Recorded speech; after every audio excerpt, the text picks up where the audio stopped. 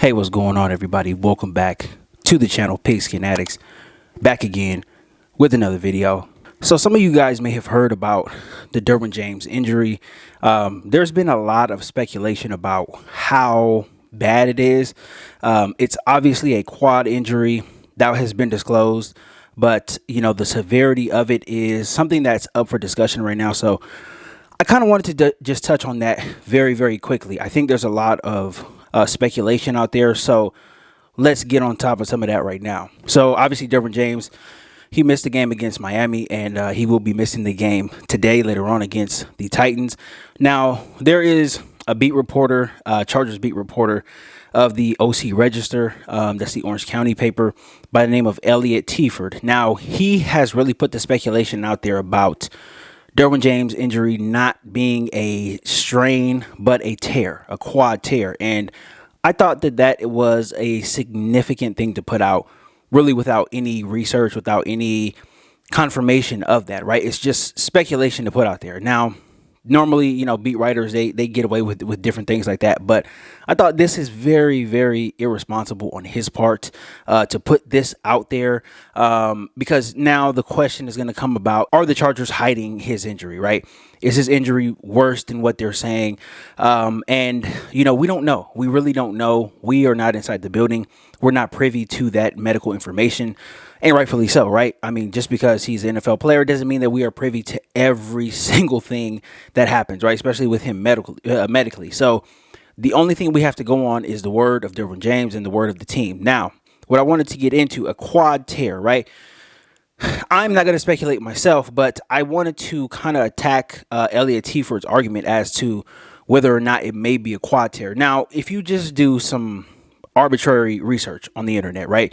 You can go to pretty much any, WebMD, any other type of, medical information website and look it up yourself. And so that's what I did. So if Derwin James did have a quad tear, he would obviously be out for the rest of the season, right? He would be out for the foreseeable future, even the playoffs, right? That included. A quad tear, if you just look it up, basically the consensus, and I went to several different medical information websites, and the consensus on that is a 4 to 6 month recovery, right? And that is without surgery, right? Now, if you have a quad tear that is bad enough, if you do enough damage in there, then you will, require an operation. But the consensus is about a 4 to 6 month recovery, right?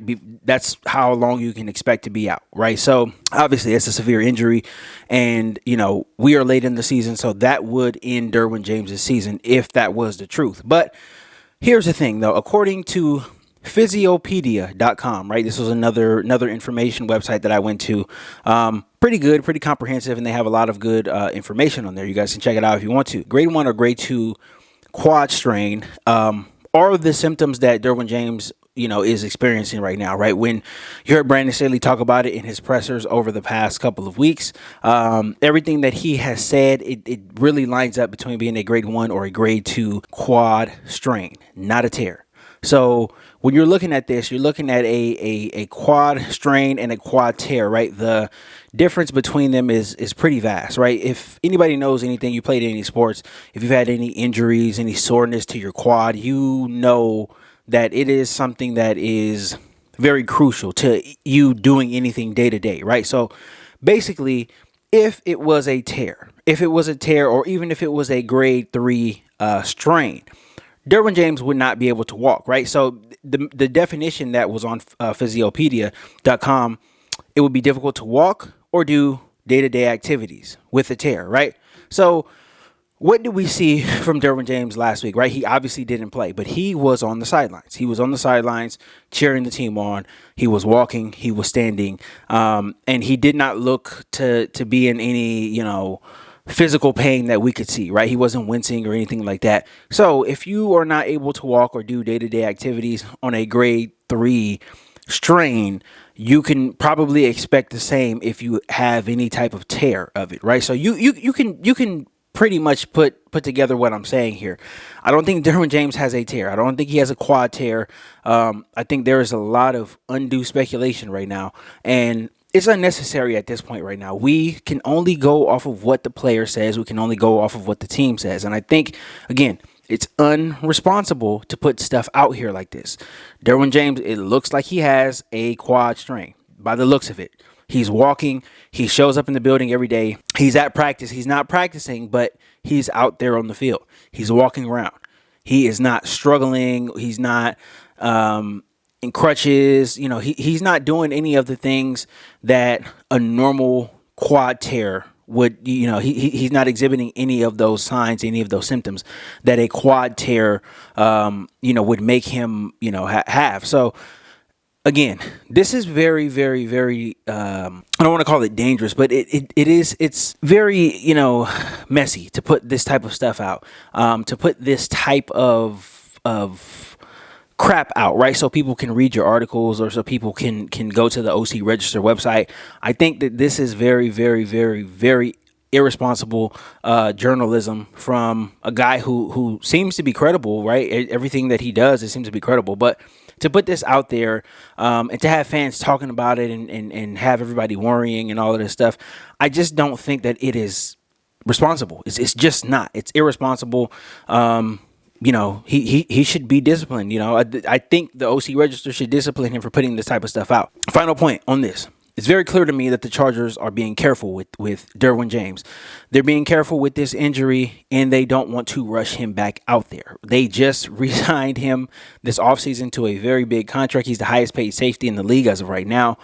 I don't think that they are going to rush him back out there, especially when you think about his past injuries. Derwin James has had knee injuries in the past. Now, if you know anything about the body, if you know anything about sports, anything about being active or whatever, your quads, they are directly related to any type of injuries you can have with your knees, right?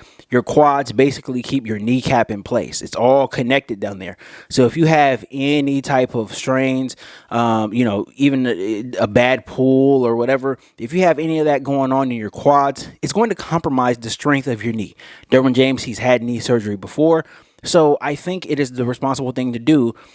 Let this injury heal and see where he's at. Take it week to week. I don't think you need to rush him back out there. The Chargers have the second easiest schedule left in the NFL. I don't think you need to rush this guy back out there just because he wants to play, or just because you feel like, you need to make a statement or whatever. Have the players' interest first. And I think Brandon Staley does. I do have to give him credit there. He does have the players' interest first. If a guy seems injured, it's clear that Brandon Staley won't let him go out there. He did it with Joey Bosa last year. Bosa was against the Bengals. He hit his head. He got knocked goofy. He got checked out by the independent neurologist. He was cleared. He didn't have a concussion, and Brandon Staley still held him out anyway, right? He had the players' best interest in mind, not just on the football field, but quality of life and all that type of stuff. I think it's the same approach here, right? Same approach here, even though that injury is not as, it's not deemed as serious as a concussion or anything, but having the player's best interest in mind, right? Don't let Derwin James get out there. Don't let him compromise the rest of his season, possibly the rest of his career, for a game against the Colts, right? For a game against the Broncos.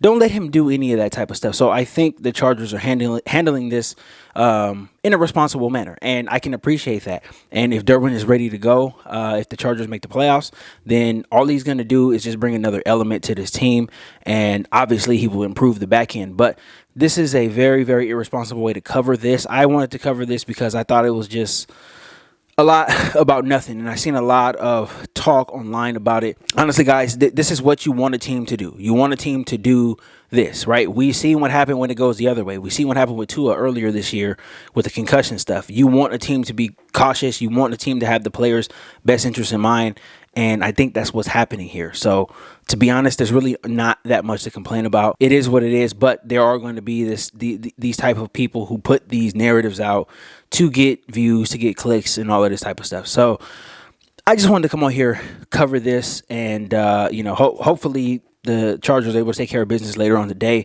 against Tennessee. I will be doing a post-game live stream, so please join me for that. But that's all I got for this video, guys. Thank you guys so much for all the support. Really appreciate it. Shout out to all my new subscribers. And if you're not subscribed to the channel, please consider subscribing. And don't forget to smash the like button on your way out. I will be back very, very soon with more content. You'll be seeing a lot of me this week. But until next time,